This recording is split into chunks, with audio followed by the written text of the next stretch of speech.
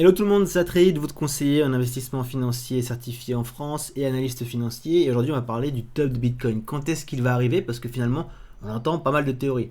Il y a une théorie qui parle de la fin de cette année, il y a une autre théorie qui dit plutôt début d'année prochaine, et il y a même une théorie qui dit qu'on ne vivra plus jamais de bear market sur la crypto-monnaie et sur les actifs à risque. On va regarder un petit peu ce qui se passe pour déterminer ce qui est vrai de ce qui est faux et les métriques qu'on peut anticiper pour une fin de bull run à venir, fin de cette année, début d'année prochaine ou peut-être jamais. On regarde ça tout de suite. Juste avant de regarder les données, qu'est-ce qu'on est en train de faire actuellement? On a eu une baisse de 0,25 points hier par rapport au discours de Jerome Powell. Et là où ça change un petit peu ce qu'on avait entrevu, c'est par rapport au discours de Powell. Grosso modo, rien n'a changé par rapport aux expectatives du marché. Cut de 0,25 points, c'est ce qui était pricé, pas de souci. Par contre, là où ça diffère, c'est par rapport à l'agenda de la Fed et à ce qu'escomptent justement tous les gouverneurs qui votent par rapport à la baisse des taux. Et là-dessus, il y a une accélération possible d'ici la fin de l'année, avec encore plusieurs cuts des taux, à un taux final pour la fin de l'année qui serait, d'après Jerome Powell, potentiellement plus bas que prévu. Donc ça veut dire plus de liquidité qui se crée, certes, mais ça veut dire aussi que l'économie commence à faiblir, sinon le board des gouverneurs ne prendrait pas cette décision. En tous les cas, pour l'instant, c'est boule. On se dirige gentiment vers la zone que je vous avais décrite il y a déjà une semaine, qui est cette zone ici, la grosse zone entre les 120 et les 122 000 $.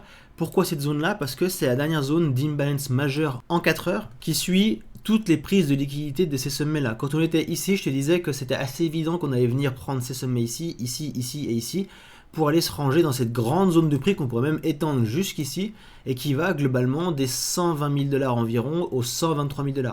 C'est là-dedans qu'il faudra faire hyper attention aux données parce que pour l'instant tout va bien au niveau on-chain, niveau liquidité, niveau comportement des whales, mais c'est là-dedans que pourraient se jouer des prises de profit, des réinversions de marché, etc., etc. Les scénarios qui sont sur la table à l'heure actuelle, il y a le premier scénario duquel on tire la conclusion qu'on ne va pas aller dans la zone aux 120 000 et qu'on va directement aller dans cette zone qui, je pense, sera travaillée et qui est une imbalance en weekly sur le prix entre les 114 et les 113 000 $ environ. Je pense que cette zone-là sera prise maintenant. Quand est-ce qu'elle sera prise? Pas tout de suite, à mon avis. On va d'abord aller rejoindre cette grosse zone d'imbalance d'ici la fin du mois, avec ensuite possiblement un double scénario. Premier scénario, on vient rejeter cette grosse imbalance, combler l'imbalance weekly juste ici en début de mois d'octobre, ce qui pourrait valider un début de PO3 trimestriel pour le dernier trimestre de l'année, ou alors on va venir tout de suite casser et aller plus haut. Je privilégierais plutôt ce scénario-là à l'heure actuelle, mais bien entendu, on peut avoir une hausse qui prend à contre-pied tous ceux qui attendent des corrections, tous ceux qui pensent même qu'on n'ira pas faire un nouvel ATH et qu'on va aller directement faire un plus bas et qu'on est déjà en bear market. Donc pour l'instant, en tout cas, peu importe quel chemin on prend, la conclusion est la même. Nouvelle ATH, nouvelle prise de liquidité sur les clusters énormes qui se forment entre les 130 et les 140 000 $, avec possiblement arriver ici une continuation haussière des bitcoins. Maintenant, la question qui est sur les lèvres de tout le monde, c'est est-ce qu'on entre en alt season? On l'a vu que oui, clairement, tous les signes indiquent qu'on rentre gentiment en alt season. Va voir mes dernières vidéos si tu ne te souviens plus quels éléments il faut regarder. Il y en a plein. Encore mieux, rejoins le Discord et va voir le live que j'ai fait là-dessus dans la section publique. Et tu verras que tu auras toutes les réponses. La alt season est clairement à nos portes, on s'y dirige vraiment. Mais qui dit qu'on se dirige sur une alt season dit également qu'on se dirige vers la fin du marché haussier, cette fameuse fin de marché dans laquelle tout est en mode parabolique, une euphorie de marché a lieu, les charts deviennent vraiment conséquentes et ça on commence déjà à le voir. On a des actifs style BNB qui vient de franchir les 1000 $, Solana qui était clairement à contre-courant depuis la semaine dernière, XRP qui se maintient super bien et on a déjà vu cette rotation des actifs entre Bitcoin, Ethereum et les large cap. Ce qui doit suivre, ce sont toujours les large cap qui doivent encore performer, puis ensuite les caps légèrement inférieurs, typiquement toutes les caps entre 1 milliard et 10, 15, 20 milliards, puis ensuite les mid caps, puis ensuite les low caps si on suit le chemin traditionnel d'une alt season. Mais c'est également là, et je leur dis tout le temps, que le plus grand danger réside parce que plus on se rapproche de la fin, plus on se rapproche certes d'une zone de temps dans laquelle on va pouvoir prendre beaucoup de rendement, mais c'est une zone très dangereuse parce qu'une fois que le top arrive, le marché se retourne directement et s'écrase. Et la question à laquelle tout le monde veut répondre, c'est quand est-ce qu'on va avoir un top du Bitcoin? Et là-dessus, il y a plusieurs indices qui nous montrent la voie. Et le premier indice, c'est la saisonnalité de Bitcoin. La saisonnalité de Bitcoin, globalement, si on compare à 2017-2018, qui était un cycle qui est beaucoup plus similaire à celui qu'on a maintenant, parce que 2021, durant Covid, les politiques monétaires étaient tellement dovish, c'est-à-dire tellement en faveur d'une création de liquidité à tout va, c'était tellement n'importe quoi à ce niveau-là, qu'on a eu un cycle déréglé, un cycle qui a été beaucoup plus vite que prévu, plus longtemps que prévu, qui a donné des effets secondaires horribles, inflation trop haute, etc., etc., ce qui a créé un bear market qui était volontaire, je le rappelle, pour 2022. Ça a été anticipé, créé par les gouvernements pour pouvoir justement ralentir l'inflation, remettre un petit peu les compteurs à zéro, calmer l'excédent de liquidité qui avait été créé à cause de Covid, et ensuite le marché a repris en 2023. Et quand on regarde où on en est globalement par rapport au cycle de 2017-2018, qui était un cycle qui, je le rappelle, collait beaucoup plus à ce qu'on a maintenant, on voit qu'on n'est ni en retard ni en avance, on fait exactement la même chose, c'est-à-dire un été qui a pumpé, une fin septembre, fin août plutôt, qui était ici bearish, avec globalement durant le mois de septembre on pose le bottom, chose qu'on semble avoir faite sur Bitcoin, et ensuite toute l'année on monte jusqu'en décembre, poser un top, et ensuite on se casse la gueule l'année suivante pour arriver en bear market. Ça a été ceci en 2017, en 2021 malgré un super cycle, on a quand même vu le top du Bitcoin arriver également en fin d'année. Globalement, quand on regarde les actifs à risque et quand on regarde Bitcoin, on peut voir qu'effectivement, même en 2017, c'est en décembre que ça s'est terminé, c'est plutôt sur la fin de l'année que ça se termine. Il n'y a jamais de bull run qui se termine pour l'instant entre janvier, février et mars. C'est plutôt la fin de l'année qui pose un top avant un bear market. On le rappelle également, et ça répond à l'hypothèse des bullish maximalistes, comme je les appelle, ces gens qui appellent, surtout sur Twitter, au fait que on est débile, qu'il n'y aura plus jamais de top sur Bitcoin, que le marché ne va faire que monter, que monter, que monter. Eh bien, méfiez-vous si jamais vous suivez des comptes qui disent ceci, surtout sans mettre de données à contribution, parce qu'il n'y a aucune donnée qui peut le confirmer. Eh bien, ces bullish maximalistes étaient également présents ici. Ils étaient également présents en novembre 2021, juste avant qu'on s'écrase. Et globalement, ils seront encore présents quand tous les prix vont s'envoler et que justement, on arrivera gentiment sur le sommet de la montagne avant de se retourner. Si tu veux aussi constater qu'on arrive gentiment dans la dernière phase du bull run, ce que tu peux faire, c'est tracer une parabole, et si tu ne sais pas tracer une parabole, relier les bottoms de marché avec une droite, et de regarder à quel point l'angle de la droite justement s'accentue de plus en plus, monte de plus en plus, jusqu'à ce qu'on ait justement cette phase parabolique avec un angle qui est vraiment aigu, c'est-à-dire un angle qui monte très fort vers les sommets.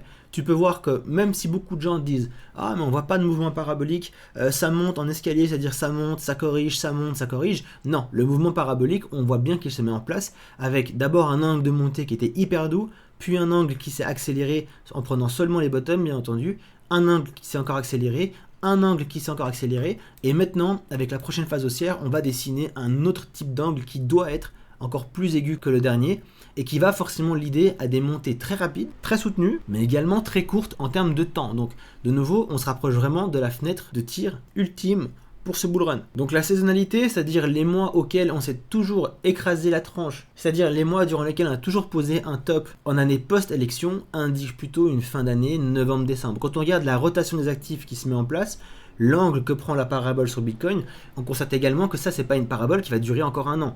C'est une parabole et une rotation des actifs qui, globalement, quand on prend les alt seasons, dure quelques semaines, 1 mois et demi, 2 mois, grand maximum.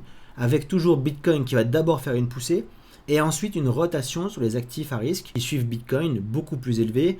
Et ça, généralement, d'abord Bitcoin le fait durant un petit mois, avec les altcoins qui montent en même temps, mais qui vont pas tout de moon. Puis ensuite, pendant un mois et demi, les altcoins qui crèvent le plafond, ce qui nous fait globalement topper entre novembre et décembre. Si on sort de ces schémas traditionnels, il y a également une évolution des données qu'on peut prendre en compte, et c'est la durée des cycles sur Bitcoin.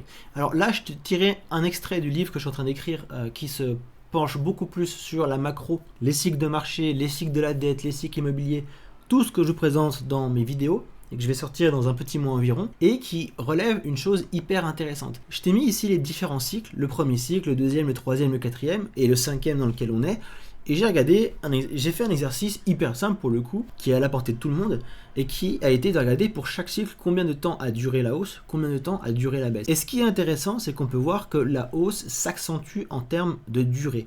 Le premier cycle, on a fait la hausse de décembre 2009 à juin 2011, ce qui fait 18 mois de hausse, 1 an et demi. Le deuxième cycle, on a fait une hausse de novembre 2011 à novembre 2013, ça fait 24 mois. On a donc gagné 6 mois de bull run entre le premier cycle et le deuxième cycle. Au cycle 3, on a connu une hausse de août 2015 à décembre 2017, ce qui nous fait 27 mois. On a rallongé encore de 3 mois par rapport au cycle précédent. Et au cycle 4, celui de 2021, on a fait une hausse de février 2019 à novembre 2021. Ça fait 33 mois. On a gagné encore 6 mois de plus par rapport au dernier cycle. Et si on compare le dernier cycle de 2021 au premier cycle de 2009, on constate qu'on a fait quasiment x2 la durée de temps durant laquelle on a été haussier. Donc, premier constat, c'est qu'on peut voir qu'il y a une pattern qui se dessine. La pattern, c'est que chaque cycle, la durée de temps durant laquelle on est en bull run s'accentue, entre 3 et 6 mois. Dans un cycle normal, notamment le cycle 3 et le cycle 2, mais également dans un cycle d'hyperliquidité comme le cycle 4 ici durant Covid. Le deuxième constat qu'on peut faire, c'est pas tellement un constat, mais c'est plutôt une question, c'est de réfléchir à pourquoi.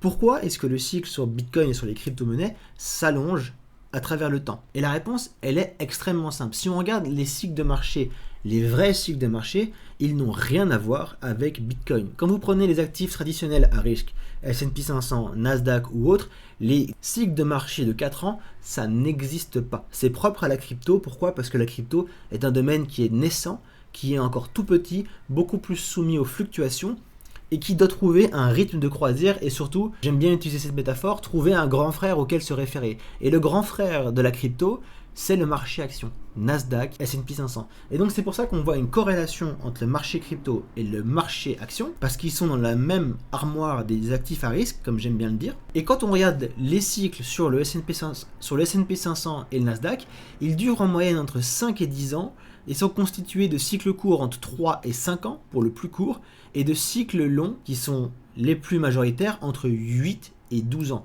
Donc il est normal d'avoir un marché crypto qui jusqu'à maintenant était clairement dans les cycles courts parce que c'est un marché naissant. Par contre, plus il évolue, plus on voit une corrélation qui se rapproche du marché traditionnel et plus on voit également une durée de temps qui va également se greffer sur le marché action. Et donc il ne serait pas du tout surprenant que dans les années à venir, le mythe des cycles de 4 ans sur la crypto soit totalement brisé. Ça, c'est l'avenir de la crypto-monnaie et donc il reste à déterminer pour ce cycle 5, justement, est-ce qu'on va faire une augmentation de 3 mois, de 6 mois, de 9 mois, de 12 mois? Si on reste très terre à terre et qu'on prend dans notre fourchette de calcul le minimum qu'on ait eu, c'est-à-dire plus 3 mois, et le maximum qu'on ait eu, plus 6 mois, on peut calculer depuis le bottom le nombre de mois totaux de la hausse. On reprend le nombre de mois précédents auquel on va ajouter 3 et 6 pour notre fourchette de top, ce qui donne entre 36 mois et 39 mois pour le cycle 5 si jamais on répète cette pattern et que le cycle devient de plus en plus long. Et donc entre 36 mois et 39 mois, la fenêtre, vous allez voir, elle est assez conséquente. Et donc entre 36 et 39 mois, ça va nous donner un top de marché qui est compris entre décembre 2025 et globalement mars 2026. Donc pour l'instant, tous ceux qui disent qu'on top à la fin de cette année pourraient avoir raison. Tous ceux qui disent qu'on va topper durant le premier trimestre 2026 peuvent avoir raison également parce qu'on est pile poil dans la fenêtre juste ici de cyclicité et d'évolution de la cyclicité de la crypto.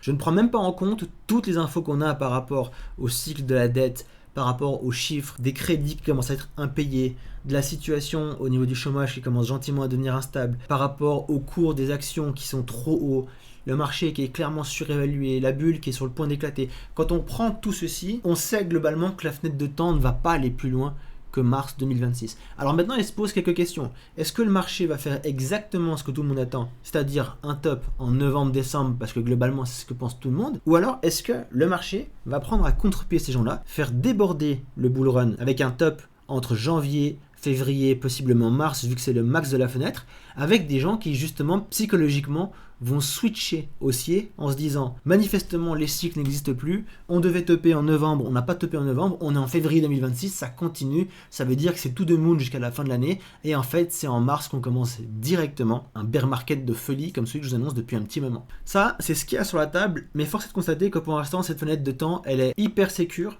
hyper sérieuse et que c'est là-dedans qu'il faudra faire vraiment attention. En plus de ça, malgré la baisse des taux, sachez que dans certains cas, la baisse des taux n'est pas du tout bullish, mais ça, c'est l'objet de la prochaine vidéo que je vous sors lundi. Donc abonnez-vous, suivez la chaîne, rejoignez le Discord, le lien est en description, et je vous dis à lundi pour une nouvelle vidéo. C'était Atreides, bonne journée, bon week-end, ciao ciao.